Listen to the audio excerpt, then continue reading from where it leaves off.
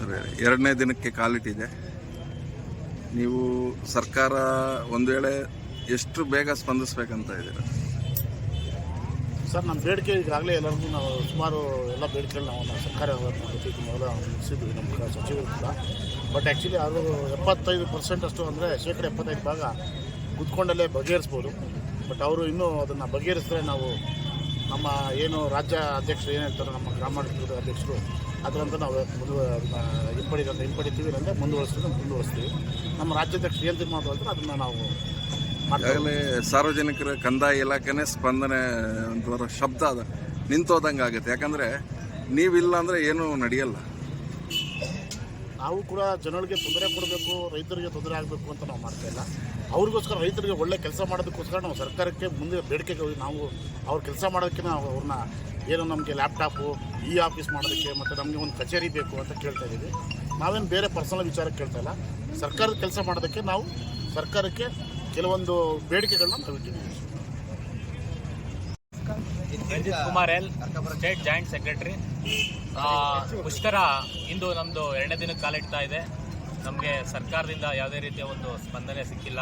ಅದರಿಂದ ನಮ್ಮ ಮುಷ್ಕರವನ್ನು ಮುಂದೂಡ್ತೀವಿ. ನಿನ್ನೆ ನಮ್ಮ ಒಂದು ರಾಜ್ಯಾಧ್ಯಕ್ಷರ ಒಂದು ಮತ್ತು ನಿರ್ದೇಶನದಂತೆ ನಾವು ತಾಲೂಕಲ್ಲೇ ಮುಂದೂಡೋಕೆ ಕೇಳಿದರೆ ತಾಲೂಕಲ್ಲಿ ಮುಂದಿಡ್ತೀವಿ. ಮುಂದಿನ ದಿನಗಳಲ್ಲಿ ನಮ್ಮ ರಾಜ್ಯ ಸಂಘದ ನಿರ್ಣಯ ಏನಿರುತ್ತೆ ಅದಕ್ಕೆ ನಾವು ಬದ್ಧರಾಗಿರ್ತೇವೆ. ಕರ್ನಾಟಕ ರಾಜ್ಯ ರೈತಾಂಗ ತುಮಕೂರು ಜಿಲ್ಲಾಧ್ಯಕ್ಷರು ಪೂಜಾರಪ್ಪ ಅವರು.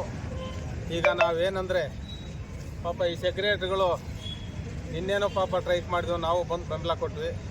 ಪಾಪ ಇವತ್ತು 2ನೇ ದಿನಕ್ಕೆ ಕಾಲಿಡ್ತಾ ಇದ್ದಾರೆ. ಇವತ್ತು ಕೂಡ ನಾವು ಸಪೋರ್ಟ್ ಮಾಡ್ತೀವಿ. ಯಾಕಂದರೆ ಇಲ್ಲಿ ಅಕ್ರಮ ಸಕ್ರಮ ಈ ಗಡಿನಾಡು, ಇಲ್ಲಿ ಅರ್ಜಿಗಳು ಹಾಕಿರ್ತಾರೆ ಬೇಕಾದಷ್ಟು ಜನ. ನಿನ್ನೆ ಏನೂ ಕೆಲಸ ಇಲ್ಲ, ಇವತ್ತು ಕೆಲಸ ಇಲ್ಲ. ಸೆಕ್ರೆಟರಿ ಇದ್ದರೆ ಕೆಲಸ ಮಾಡೋರೆ ಅವ್ರು ಮೇನ್. ಸೆಕ್ರೆಟರಿಯಿಂದ ಯಾರು ಮಾಡ್ತಾರೆ? ಇಲ್ಲಿ ವ್ಯವಸ್ಥೆನೇ ಕೆಟ್ಟೋಗೈತೆ.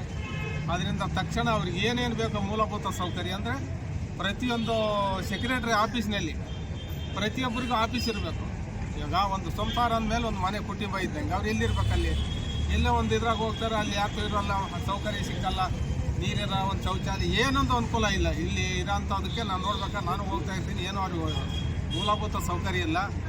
ಪ್ರತಿಯೊಬ್ಬ ಸೆಕ್ರೆಟ್ರಿಗೂ ನಮ್ಮ ಪಾಗೋಡ ತಾಲೂಕಿನಲ್ಲಿ ಎಷ್ಟು ಆಳ ಇದ್ದಾರೆ ಸೆಕ್ರೆಟ್ರಿ ಅಂತ 56 ಜನ ಇದ್ದಾರೆ. ಅವರು 56 ಆಫೀಸ್ ಆಗಬೇಕು. ಮತ್ತು 56 ಆಫೀಸ್ನಲ್ಲಿ ಕೂಡ ಪ್ರತಿಯೊಬ್ಬ ಸೆಕ್ರೆಟ್ರಿಗೂ ಅಲ್ಲಿ ಲ್ಯಾಪ್ಟಾಪ್ಸ್ ಇರಬೇಕು. ಮತ್ತು ಈ ಮೊಬೈಲ್ ಕಳಿಸ್ತಾರೆ ಅಲ್ಲಿಗೆ. ಮೊಬೈಲ್ 2-3 ತಿಂಗಳಿಗೆ ಬರ್ನಾಗ ಹೋಗ್ತಾವೆ. ಯಾರೇನು ತಂದು ಕೊಡ್ಸಲ್ಲ ಅವರಿಗೆ.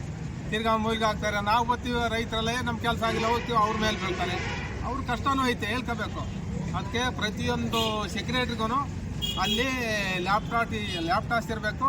ಮತ್ತು ಪ್ರತಿಯೊಬ್ಬ ಸೆಕ್ರೆಟರಿ ಆಫೀಸ್ನಲ್ಲಿ ಕೂಡ ಅಲ್ಲಿ ಪಾಣಿ ಕೊಡೋದು ಕೂಡ ಅಲ್ಲೇ ಮಾಡಬೇಕು. ಅದು ಮಾಡಿದ್ರೆ, ಯಾಕಂದರೆ ಇಲ್ಲಿ ಬಂದು ಒಂದೇ ತಾಯಿ ನಿಂತ್ಕೊಳ್ತಾರೆ, ನಿಟ್ಟು ಇಲ್ಲ ಅಂತಾರೆ, ಅವಾಗ ಅದೇ ಹೋಗ್ಬಿಡ್ತಾರೆ. ಅಲ್ಲೇ ಸೆಕ್ರೆಟರಿ ಹತ್ರನೇ ಇರ್ತೈತೆ. ಆ ಸಂಬಂಧಪಟ್ಟ ಹೋಗ್ಲಿದ್ದು ಅವರೇ ಸೆಕ್ರೆಟರಿ ಇದು ಮಾಡ್ತಾರೆ.